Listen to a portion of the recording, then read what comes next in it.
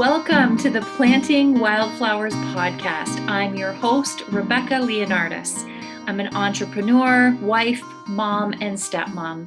I'm super interested in people and perspectives, and I love how a good conversation can leave you feeling empowered. Sometimes even pique your curiosity to learn and grow. Mostly though, I love how really listening to one another opens up limitless opportunities for that beautiful sense of connection and community that we all love. Thanks for tuning in. Let's be inspired.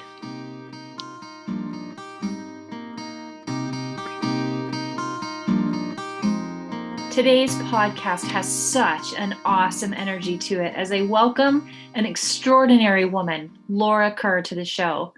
Laura is a passionate leader in her profession as a social worker. She is a yogi extraordinaire. In fact, she was my first yoga teacher. She's a mother to two great kids and a partner to Jordan. Laura is an activist and a deeply generous soul. It is an honor and a privilege to welcome you today, Laura, to the Planting Wildflowers podcast. Thank you very much, Rebecca. That was quite the introduction. It's absolutely all true. I wonder if you could just take a few moments and elaborate on that and just give us the lowdown. Tell us a little bit more about you, what you're all about. Okay. Well, I guess I would have to agree that I am a very passionate individual that sometimes can come off as bossy. Many men would describe me as. But the truth is I'm also open, very open in terms of learning new things, right? I feel like as much as I often become very passionate and I can feel and believe things in every cell of my being, I also know that I'm constantly growing, right? And that there's always something for me to learn. So I feel like as much as I am vocal about my opinions, these days, in my 30s, I feel like I'm trying to listen more. Listen and learn, really, because I feel like there's so much to learn, to be learned, right? There's so much we don't know. And with everything that 2020's brought us, I feel like for me, it's been the year of listening. Mm-hmm. I don't know about you, but I with every big moment that's happened this year, I've realized how much I don't know, which is exciting because how boring would it be if I knew everything? So it's been quite the year of learning. And sorry, what did you want me to elaborate on? Just myself? Just who you are. You were going down the right road there. Okay. Sure. It's so funny because when Rebecca asked me to give her, my idea of who I am, like my mind goes in 25 different directions because, one of the ways I came to explore and learn more about yoga was after I had my second child, Owen. My husband always wanted to be a parent, and being a parent wasn't something I ever knew I wanted to be. It was something I was open to, but it wasn't like, when I grow up, I'm going to be a mom. Mm-hmm. I have friends like that. That was their dream. They wanted to be a mom when they grew up. For me, that wasn't my number one goal in life. I wanted to travel. I wanted to meet new people. I wanted to try different things. And so, being a mom and having children was one of those things I was going to learn a lot about when diving in with my partner. And after I had my babies, I feel like as mothers, that's all anybody else sees. Once you become a mother, that is who you are, right? And I started to feel like I was losing myself. And, I think a lot of other mothers can relate in that we figure out our babies quite well. And so it can be challenging to leave them with our partner or even be parenting with our partner and be kind and encouraging. Often I found myself trying to tell him how to be a dad because I had figured certain things out as a mom, right? Mm-hmm. So I realized quickly, with my little guy being maybe 2 months old, that I needed something just for me so that I could have Laura time, right? Right. So I started attending yoga and body flow classes at the Good Life Fitness. And the really great thing about that was I could leave in the evenings when my partner was home, but I could also go during the day and leave the kids in the childcare. And it's funny how much I felt like I discovered, like how much I discovered about myself by just moving my body. Like it's wild, the tension, the grief, the postpartum depression that I held in my body that I was able to move through just by moving my body. I feel like some people might find a way to move through all this shit running or dancing or some other physical activity, cycling. And for me, it was yoga. And so I feel like I began to recognize myself again after motherhood, find the parts of me that, kind of got put on the back burner that I almost forgot existed through moving my body. And it's really been one of the most life-changing experiences of my life. Just picking a class, going, that's always the hardest part, is getting there that very first time. Sure. But then even with my partner, I almost had to fight to continue to do that, right? Because he had anxiety about being a dad, didn't always want me to leave. And it was very important for me to communicate that I need alone time apart from, being a partner, being a mother, so that I can explore exactly who I am. And it's just amazing how body mechanics and moving and breathing can help an individual to do that. So, Wow. yeah.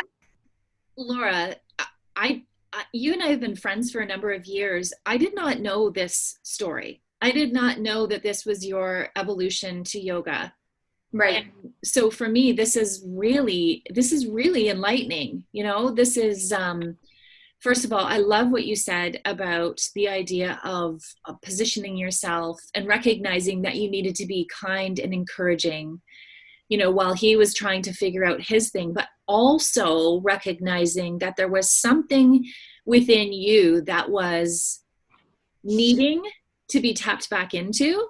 And the fact that you gave yourself permission to find out what that was. I think sometimes that's maybe the greatest, single biggest obstacle for a lot of women, is that they know there's something more, and yet, that distraction or that obstacle remains in front of them without taking that first step. And hearing you describe what it did and continues to do for you is very beautiful and very inspiring for so many I know who would be listening, because they're on the side of that distraction that prevents them from making the first step. I love this. Thank you so much for sharing that. So, I was going to get into the conversation with you about yoga. One, because that's where you and I met. I remember vividly, I've shared this with you before. I remember it was one of those days for me where it was super high stress in our house. I cannot remember what was going on, but I was intent on flying out the door and taking a yoga class. And I was so upset because I know with yoga, you walk into the room and it's meant to be quiet right away. And I felt like I was going to bring in all this scattered energy, and I was going to have a hard time slowing myself down. And you were the only one in the waiting room, because everybody else was already lying in Shavasana, waiting for the class to begin. And I remember you greeting me with such kindness and such openness. You took me on a quick tour, showed me around. I thought, okay, I'm good. I am in good hands. I am with a loving person. I'm in the right place right now. So I am forever grateful to you for that, because that was a transformative moment. I could have very easily turned around and ran out the door because I was just feeling overwhelmed, So yoga to me is always something I associate with you. and your spirit. So I would love to kind of find out a little bit more about what brought you to where you are today, because you spend a lot of time bringing yoga into people's lives now. And it's all as a result of taking that first step, you know, when Owen was a baby. And we now know what drew you to yoga, but what keeps you with yoga? What allows you to evolve in that world, that yogic thinking? Tell us a little bit more about that for you. Okay, so I had the great pleasure and privilege of being able to teach for a couple of years at a hot yoga studio. And so that meant I could teach several classes a week, sometimes several classes in a row. And really, teaching at that studio is what helped ground me as a yoga teacher. The training that I took was amazing. It was all alignment based. And the teacher that I had was all about planning out your classes, making sure that you had everything organized before you went in. So that's how I started teaching. I planned every class. I had everything organized, apex pose. It was very focused on the poses. And I quickly realized after about a year that for me, that didn't feel authentic. That didn't feel real, because I didn't know who was going to show up to my class each day, right? So as soon as I threw out the cue cards, I literally used cue cards to teach. Immediately people noticed. People commented like how much more in-depth the class felt since I'd gotten rid of my cue cards. And the truth is, what happened was I began to listen and pay attention to the energy in the room before I taught the class. And I taught to the class in front of me. So that might mean I have a type A personality that wants to flow, flow, flow and sweat their face off. But that also might mean that I have someone in the class who's, you know, grieving over the loss of a partner and would rather lie in Shavasana for the entirety of the class and simply receive the energy of the class. So a big thing for me as a yoga teacher, because I think it was powerful for me to experience as a student, was I definitely always try to ensure that I give all of the people in front of me permission to listen to what it is that they need. In fact, I believe that often my goal as a yoga teacher is that people don't feel obligated to engage in some sort of game of Simon Says, and instead go inward and tune into what it is that they need. Because I've been at retreats where I'm doing a 3-hour workshop where once I went into child's pose, I stayed there for an hour and a half. And those were some of the yoga practices that truly took me to the next level in terms of self-discovery. And so I always make sure that I take an opportunity in every class to encourage my students to listen and do what feels best for them at any given moment. So in terms of teaching yoga, I think I've continued to teach yoga because it's one of those things where I will always be a student. So I'm always learning, and I learn from my students as well. And I just want to be able to share the beauty of the movement and the breath work and the soul self-discovery with as many people as I can, because even if they come to a class and they're like, man, that woman drove me nuts, there's something for them to learn, right? If they take an opportunity and they reflect and they're like, why did she drive me so insane, right? Then they may even get a little nugget from that. And so, you know, I don't know if I'll ever stop teaching yoga. It's definitely evolved. When I was first attracted to yoga, I was attracted to the physical practice of it and loved like an Ashtanga power style yoga. I even flew around the world and trained with Baron Baptiste, a power yoga teacher. Loved it. And then a couple of years ago, took my first restorative yoga teacher training. And now that's the one that really resonates with me so deeply right now. And I find people who also need to rest and restore are currently attracted to me. So, you know, as I grow and evolve and change and learn new things, I find that I'm meeting new students, new people are presented in front of me, you know? I don't know. It's a wild ride, and it's beautiful, and it's messy, and it's so full of self-discovery. And I think that that's what keeps me practicing yoga. I love that. I love that. Yeah, you are definitely a giver, and I can see where those who follow you are always offering you something in return. You know, that experience of exchange is definitely present in your classes, which is amazing. You mentioned breath work when you were speaking about the evolution of yoga, and I kind of want to talk about that for a minute, because this is something, you know, personally, I've spent a lot of time on this recently, and I feel like if ever there were a time for people to truly understand what tools are available to them at all times, at no cost, and with the greatest, actually, I should be cautious in saying this, it's not always easy to learn breath work, but it's always worth the experience. And I know that you are an expert. You very much focus on directing attention to breath work through the yoga practice. Can you share with us the value of learning breath work, some of the techniques that you would recommend that our audience dives into learning a little bit more about, and what it's done for you personally?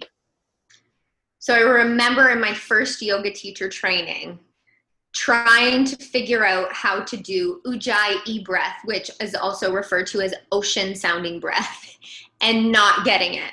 I don't think I got that breath, or I didn't think I had figured it out. Like maybe I was doing it, but I just didn't know. So I feel like the truth about breath work is I definitely don't think I'm an expert, but I am constantly exploring breath work.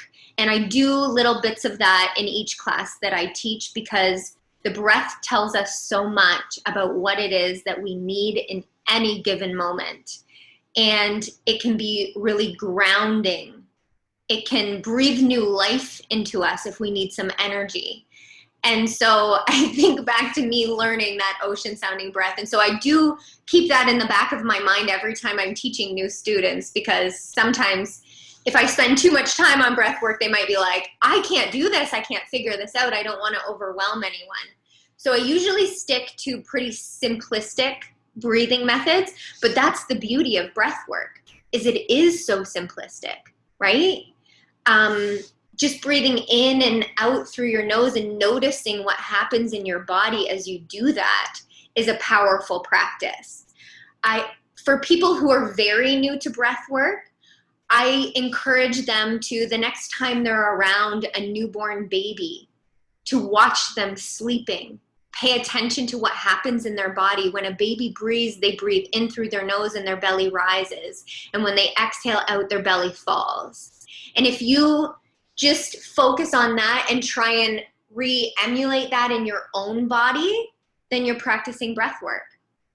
I think, you know, for various reasons, especially as a woman, one thing that I noticed when I first began exploring breath work was when I would breathe in, I would suck in my belly and exhale out, and my belly would release.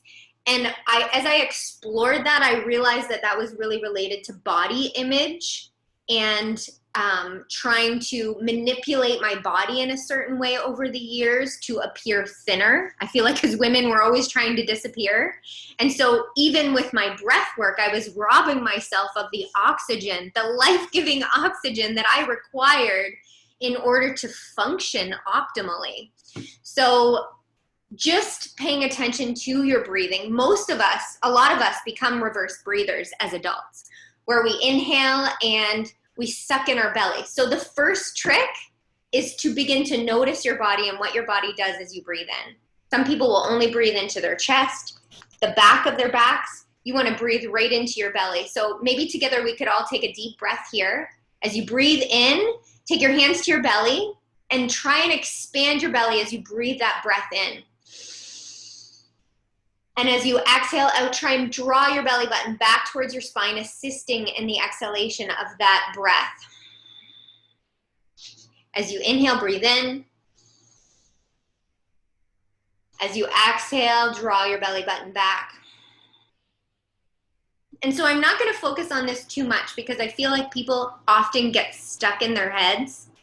So this is something I recommend, especially if breath work seems tricky to you. When you're lying in bed, if you ever have moments where you're having difficulty falling asleep, just focus on creating that Buddha belly when you breathe in, or a baby belly when you breathe in. And as you exhale out, just gently assisting the breath back out through your nose. So I think that that can be one of the most powerful breathing exercises that you can do, is that ocean sounding breath, or sometimes in my kids' classes, I call it a baby breath, because, you know, everyone's watched a baby sleeping belly rise and fall, especially all of us paranoid mothers who wanted to ensure that the child was still alive before we went to sleep, right? For sure. We can learn so much from just watching these little perfect beings that haven't been tainted by societal pressures, really, because I do believe that our breath changes based on things we learn. And so when you come to yoga and you begin breathing, you're really unlearning a lot of things because you're going back to a more natural state. Isn't that the truth? Oh my gosh. I hope as you're listening to this, let that digest for a moment. You go to yoga, you experience yoga to unlearn things. So it's not an exercise in taking more in. It's really an exercise, and we've heard this before, in letting things go. Yes. I love it. Laura, this idea, this visualization that you've created for us with regards to breath work, I love the example of the breathing baby, because we can all visualize this. We all, or a pet. I mean, even as your dog or your cat lies there, you could watch the same sort of thing transpire.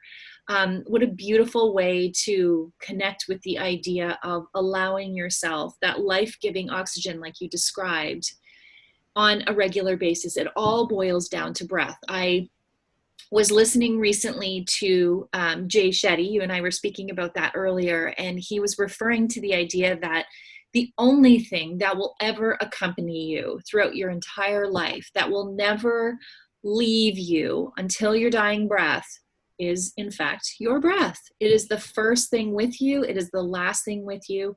You can move homes, you can find new relationships, you can do all kinds of things. And the one thing that will never leave you is in fact your breath. So nurturing it and developing a relationship with it is so vital to the overall quality of your living. And I love the way you've shared this. I think this is great, and such simplicity in the way you described it. Everyone has this tool at their disposal, which is just a phenomenal thing to even consider, even if you don't tap into this exercise for a little bit. The idea that, you know, you've heard this, you can't unknow this now. You now know that the tool is available to you at any time. So when you're ready, you will find a quiet moment, a quiet space, and allow this tool to become something that can support you and wherever it is that you need to go. Thank you so much for that.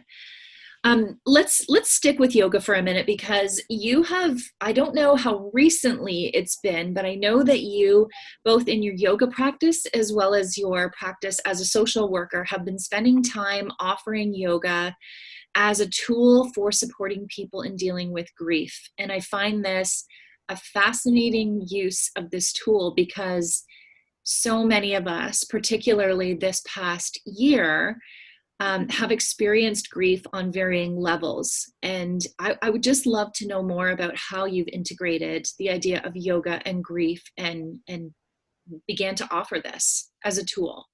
Okay.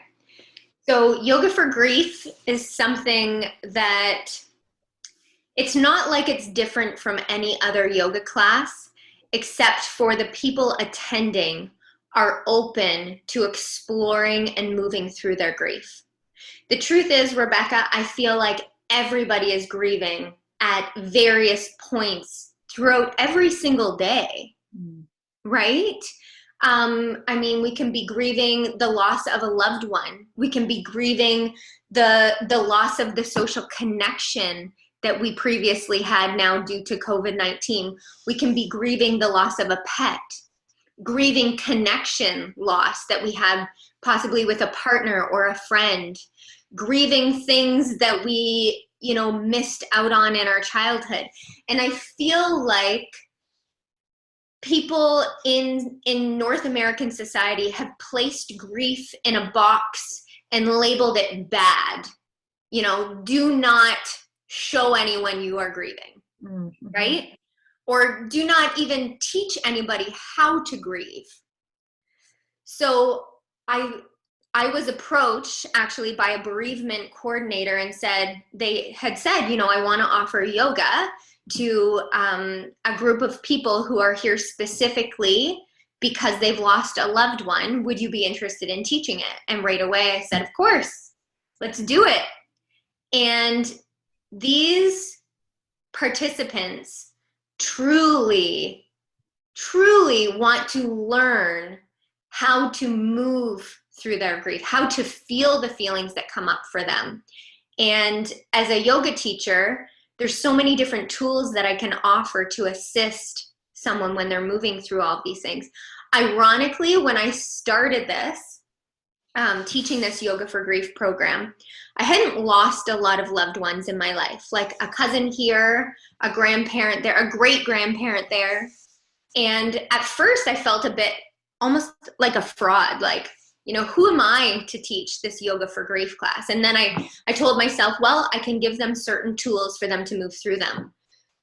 About 8 weeks into teaching Yoga for Grief, I lost my grandmother and my grandfather within 24 hours of one another.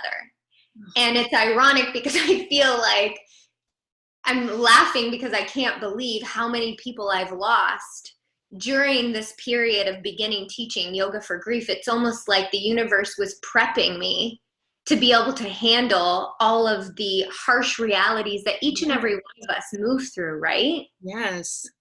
And so then it became almost an experience where I got to move through grief in the present while teaching classes. So then I was also exploring things that were working for me and then sharing them with them. So it really was great because it was so close, right? I was doing it right there with them. But there's so many different things that people grieve. Relationships. We're living in a world where it's, I think, more difficult than ever to date. And I feel like a lot of women I know anyways speak to me about the grief that they feel about the life they thought they would have. And how accepting that and grieving that and moving through that often enables them to move forward in their lives. So Yoga for Grief is something I believe every single human could participate in and learn something about themselves. Yeah, that description, what you're describing it's so powerful, and I'm positive as I'm resonating with it right now, I know others are also. Now, question for you, having participated in many of your yoga workshops and classes before, you always have this moment where you allow the yogi to sort of declare or identify what their intention is in that class. I'm curious to know, in a Yoga for Grief class, how do you prompt that? Like, what are you asking for them to tap into in a class like that? Because I understand that, depending on what it is that they're grieving, it could feel extremely raw to identify the intention. Right. So I feel like I've always had a moment where I've invited and allowed space for the individuals participating in my classes to set an intention. And then sometimes I'll give them examples. And often I'll even say, if you don't have a specific intention, maybe you're going to dedicate this yoga practice to someone in your life who needs it, or someone who's gone, no longer there. And I treat those who are grieving just like I treat everyone else. I may take more of an opportunity to explain that you may have a variety of feelings and emotions that flow through you in a class. You may get angry. You may even become annoyed or frustrated with me, and know that that's okay. That those are all little spurts of grief that you might be feeling at any given moment. And so I definitely, when setting the intention in a yoga for grief class, I'll make sure to highlight what my intention is for them, you know, to possibly find a bit of release, to forgive. A lot of people who've lost loved ones become angry at those loved ones for leaving, right? And then I also give them permission to not have an intention. That's okay, right? So it's not actually that much different from any other class that I teach. I think maybe the individuals participating may have a more clear intention than a regular class that I teach that isn't labeled for grief. So they might be steps ahead of the yogis that attend any of my other yoga classes. That's an interesting yeah, most definitely. They're ready for what the practice has to offer. Yes. Beautiful, beautiful. I'm as we wrap this up in a little bit, I still have lots more that I want to ask you about. I could talk to you forever. You'll have to come back. We'll have to do this in segments because I have so many things to chat with you about.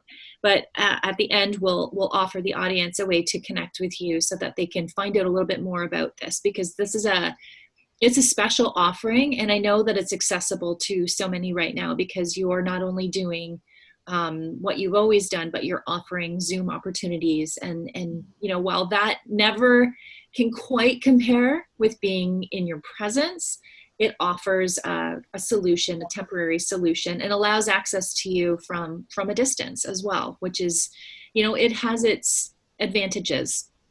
Definitely. Speaking of, you know, I'm starting to think of like the pros and cons of 2020, and there are both. Well, we tend to, what I've observed anyways, is we tend to dwell in some of the non-positive aspects of what the year has had to offer. But, you know, you and I chatted briefly about this earlier, about how 2020 has,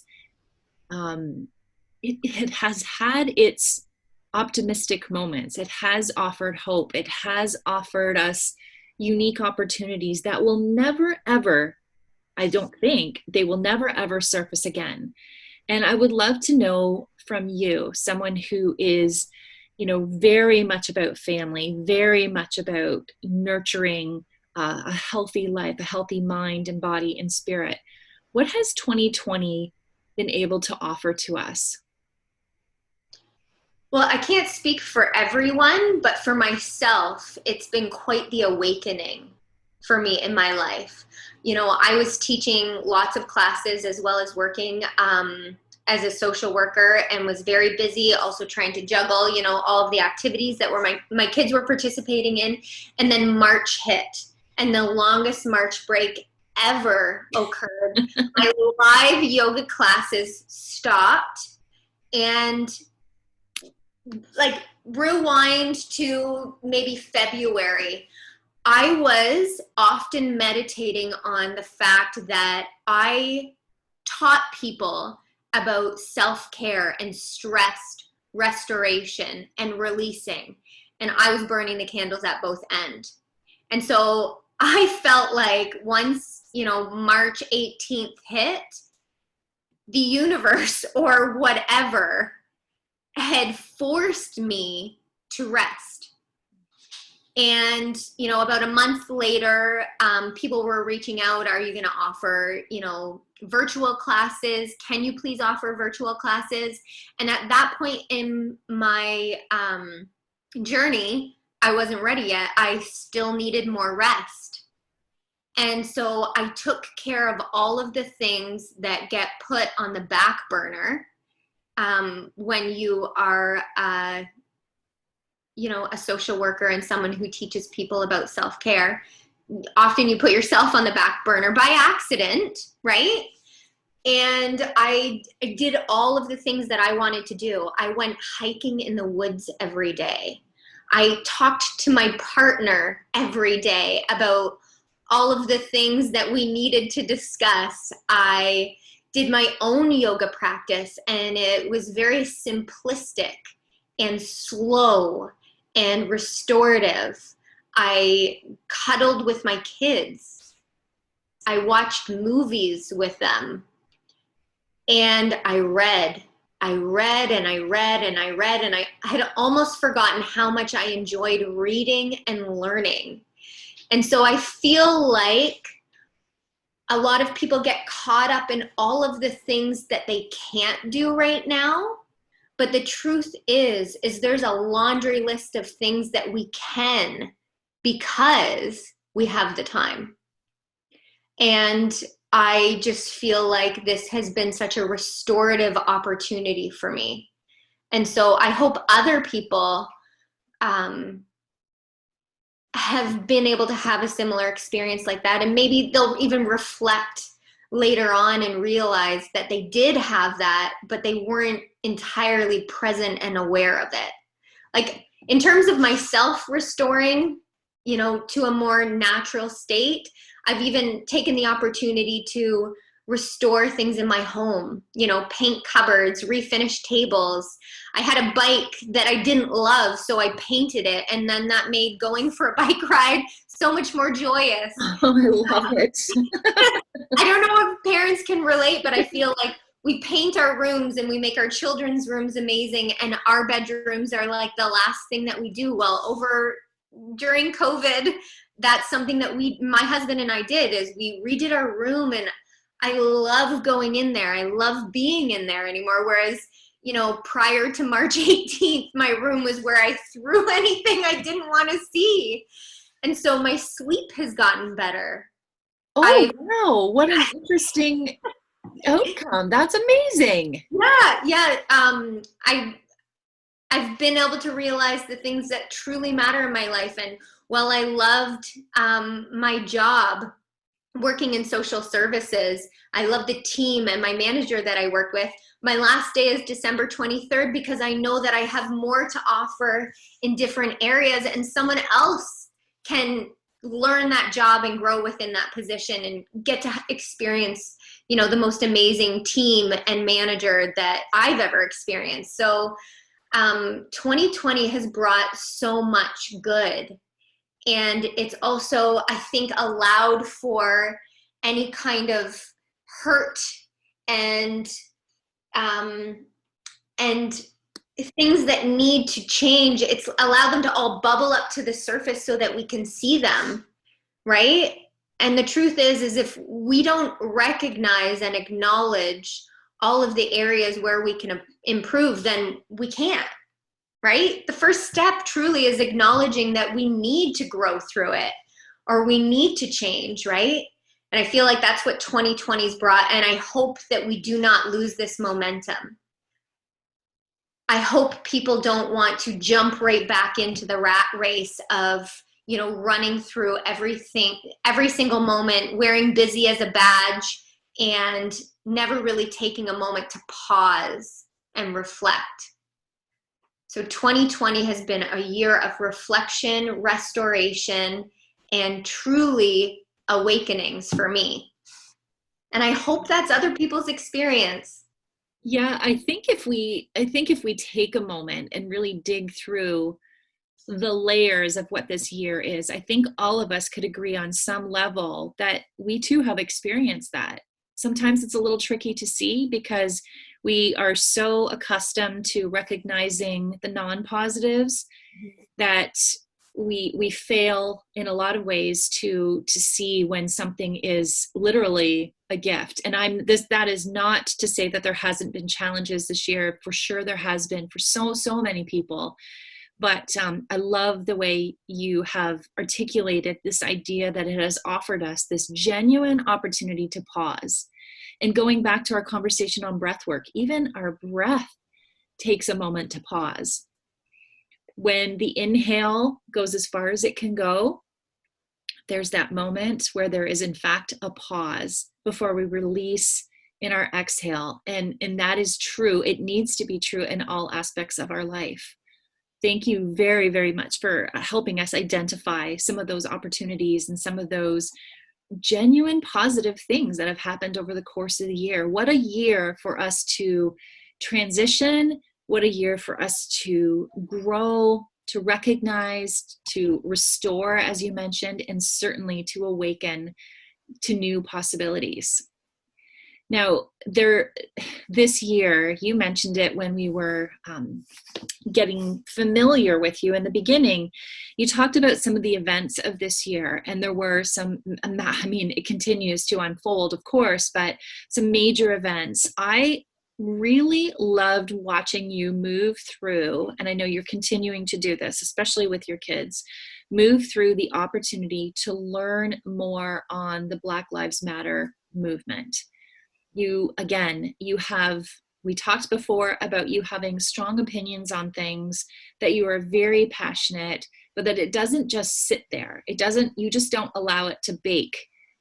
It is something that propels you into action. And while I know our time is limited now in this conversation, I would love, even just for a moment, for you to capture what the experience of participating in this movement, this awakening was really like, and why you chose to bring your children into this experience, because that is a really powerful thing. It was beautiful to see. Well, I'm definitely not an expert in the area of, equality among people of color with those who are white, but I do believe that white supremacy is alive and thriving. And I've read several books. I'm terrible at remembering all of the authors. I'm going to get better. But I've read several books that talk about how we need to stop categorizing racism as good or bad, because when we do that, the people who are upholding racism, anyone who is white is likely upheld it in some capacity or another. As I reflect back on myself, even, I realize there's so many different ways that I have contributed to racism and white supremacy.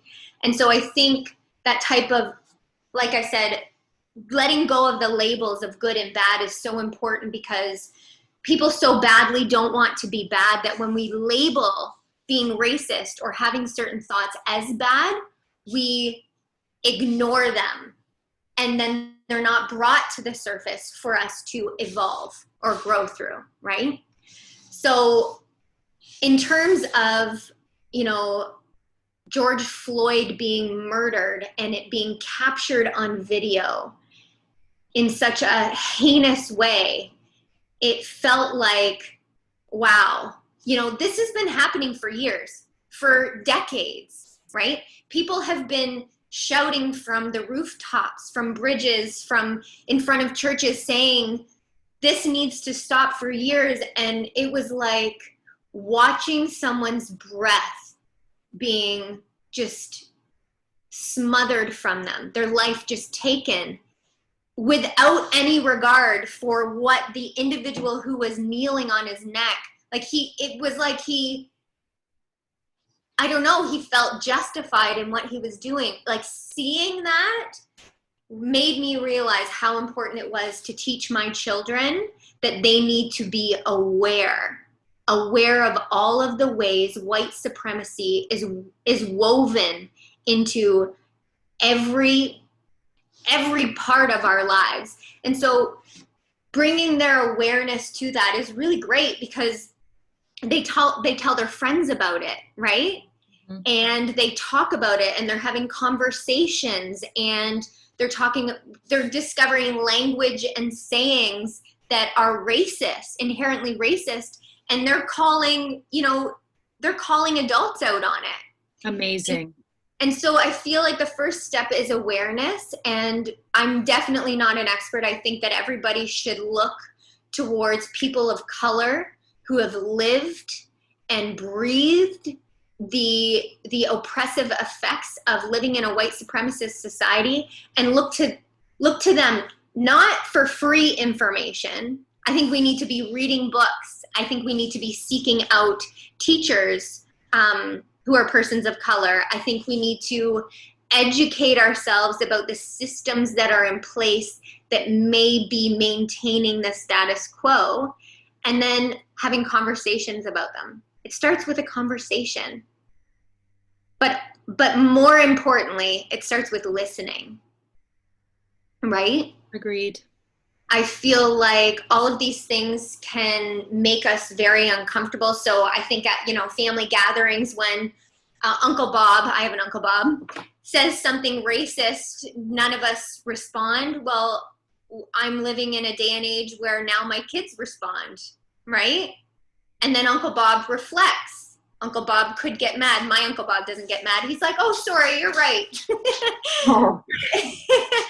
But, it's just, I think people are so living unconsciously and upholding white supremacy. They don't realize it, especially if we're not having kind, loving, compassionate conversations with one another. It doesn't have to be a fight.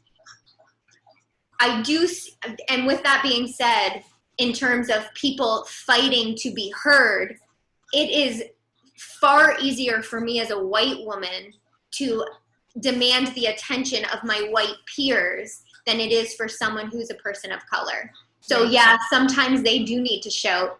Sometimes violence does need to take place in order for anyone to take notice, right? Yes. So, I have so much more to learn. And I really hope that people continue with the momentum of educating themselves and asking questions and purchasing books and maybe even courses from people of color who are teaching us about the many different things that we can do to grow through all of this pain and find a world where there truly is equality, because we're not living in one yet. We're not. And, I wonder, do you feel like our children will be well, you know what, even as I say the words, I think it's going to take a little longer, but are our children the pivot point? Will we do a good enough job with our children to inspire them to create the change necessary for equality to be something that is recognized in our society, in our world? I hope so. I even feel like the generation just below me, the Gen Xers, I think it is. I think that a lot of them are awake. So I feel like, our children, I don't know what generation they are. What do we call them? I don't know. What are we going to call them? I feel like they're going to live in such a different world than we do. With the availability of information, I feel like things are in their face. Like, I can't even imagine if when I was 8, I caught a glimpse of a video where a man was murdered for no other reason than the color of his skin. What I might have decided to do with my life. Right? Oh, wow. That's profound. But you're absolutely right. Our children are seeing things that we couldn't even fathom at that same age. Mm-hmm. They're hearing things. They're even hearing conversations about the things that we're seeing that are inspiring them to think a certain way. Yeah. This is a topic I would love. We need to grab a cup of coffee and keep exploring this together. I love this conversation. I know our time is running short, and I keep saying that, Laura, you're going to have to come back a whole bunch of times because your insight is very powerful, and I admire it so much. I know that the very last thing that I kind of want to impart on people is this idea that we're all guided by various sources. And I'm curious to know while you have your own thoughts and your own feelings about things, those are influenced by mentors, by guides, by whomever or whatever. I would love to know who or what inspires you on your path moving forward. I don't know. I feel like there's so many guides in my life that I can't even articulate any one in particular. That's something that I think I would have to meditate on so that I could give you a clearer picture of it. I feel like I'm tuned in to things energetically. And so paying attention to the areas in which I'm supposed to flow. Oh man, I don't know. I feel like I learned from so many people. There's so many amazing people out there that have guided me. You know, years ago, I just longed to have a mentor, just one mentor, someone that I could go to reflect on myself about. But what I've come to realize is that there's thousands of them that surround us. Mm-hmm. Sometimes there are people in the media that are doing amazing things. You know, AOC, the American leader or politician, she is so outspoken and verbal about, you know, finding ways to create equality in, you know, the United States, the district where she lives. And then Jagmeet Singh here in Canada, I feel like is so open and verbal and calling out shit, you know, in areas where previously you wouldn't open your mouth if you saw certain things. Like him even addressing racism in the House of Commons is something I don't think anybody ever dreamed they would see. Yoga teachers from my past, my mom, my dad, my partner, my kids are huge teachers in my life. Right. They call it like it is. Jordan and I were arguing the other day and they're like, what are you fighting about? This is silly. And I'm like, you're right. We need to sit down and have a conversation. So, you know, back to that, I always longed for a mentor. I think I've come to a place in my life where I realize I'm surrounded by thousands of people who are guiding me and reflecting what it is that I need to reflect on. One thing I do recommend is that everybody have a therapist, somebody that they can talk to, who is an objective individual, who can call you out on things that maybe you need to grow through, guide you in certain directions, cheer you on.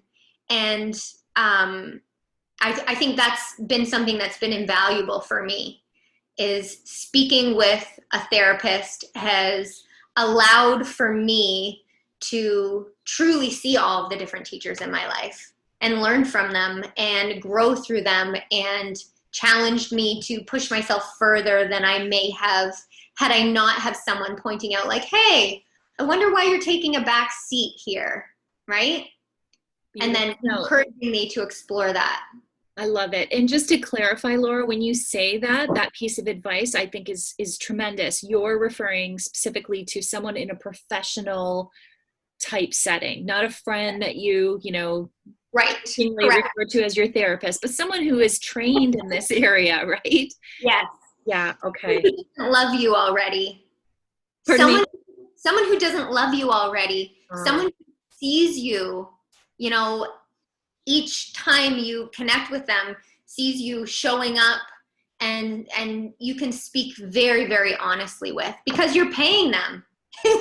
Right? You can see whatever it is that you need to say without worrying about whether or not they're going to judge you, because you're paying them to essentially inquire further. Right. And it's their area of expertise. It's what they have spent their life devoting to, you know, the intricacies of pulling information from people in a way that reveals what needs to be worked through. I think that is such a sound piece of advice. I love that. And thank you for sharing that with everyone.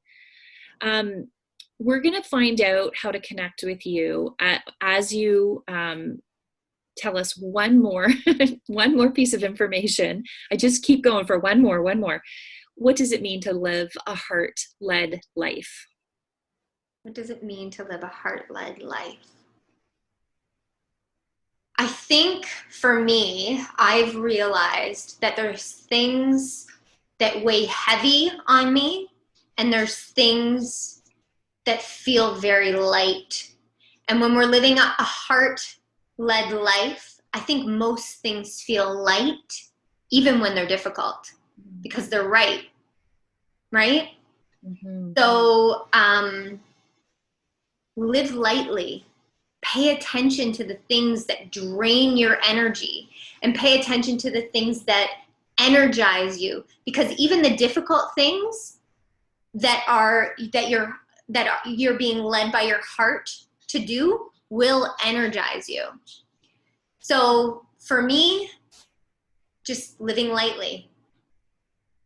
That's beautiful. Absolutely beautiful. Thank you so much for this conversation today, Laura. I know I've learned so much about you, things that I didn't know before. I thought I had it all together, but there's always something to learn. There's so many layers to people, and conversations like this I find very inspiring and certainly motivating, because like you said, there's always something to be learned. Conversations with people and connection with people are everything.